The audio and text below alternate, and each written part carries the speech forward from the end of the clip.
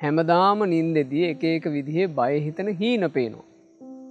මේකට මොකක්ද කරන්නේ කියලා ප්‍රශ්නයක් අපි විමසලා තිබුණා. ඔබට සමහරට මේ ප්‍රශ්නේ තියෙන්න පුළුවන්. නිදි සුවයවත් හරියට නැතිව එක එක හීන වලින් තිගැස්සි බය වෙවි ගොඩාක් මිනිස්සු ගත කරනවා. අපේ භාග්‍යතුන් වහන්සේ අවවාද කළා නිතර මෙත් සිත වඩනවා නම් මේ මෛත්‍රිය ආනිසංස විදිහට Tamanට මේ කරුණ තුන ලැබෙනවා.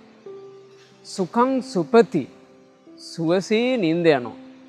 සුඛං පටිබුජ්ජති සුවසේම අවදි වෙනවා. නා පාපකං සුපීනම් පස්සති පාපී සිහින පේන්නේ.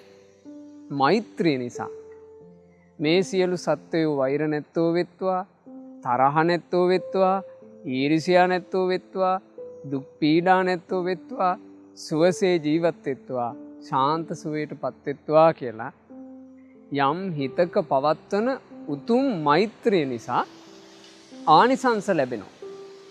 ඒ නිසා ඔබට හීනෙන් බියජනක වූ දේවල් නිතර පේනවා නම් ඔබ අනිවාර්යෙන් මේ පුරුද්ද හදාගන්න. එහෙම බය හිතන හීන නොපෙනෙන කෙනෙකුට උනත් නින්දට යන්න පෙර ගොඩාක් වටිනවා. විනාඩි 5ක් 10ක් අරගෙන කරණීය මෙත්ත සූත්‍රයේ සජ්ජායනා කරලා පොඩි වෙලාවක් මෛත්‍රී වඩන්න. අපි මෛත්‍රී භාවනාව ඔබට කියලා දීලා තියෙනවා. පොඩි වෙලාවක් මෛත්‍රී භාවනාව පුරුදු කරන්න. කරණීය මෙත්ත සූත්‍රයේ සජ්ජායනා කරලා මෛත්‍රී භාවනාව පොඩි වෙලාවක් පුරුදු කරලා ඔබ නින්දට යනවා නම් ඔය නින්දේදී බයජනක හීන පේනවා, හිතට වෙහෙසෙනවා, ඔය ප්‍රශ්න ඔක්කොම විසඳලා යනවා. සාමාන්‍යයෙන් අපි දවස අවසන් කිරීම විදිහටනේ නින්දට යන්නේ නේ.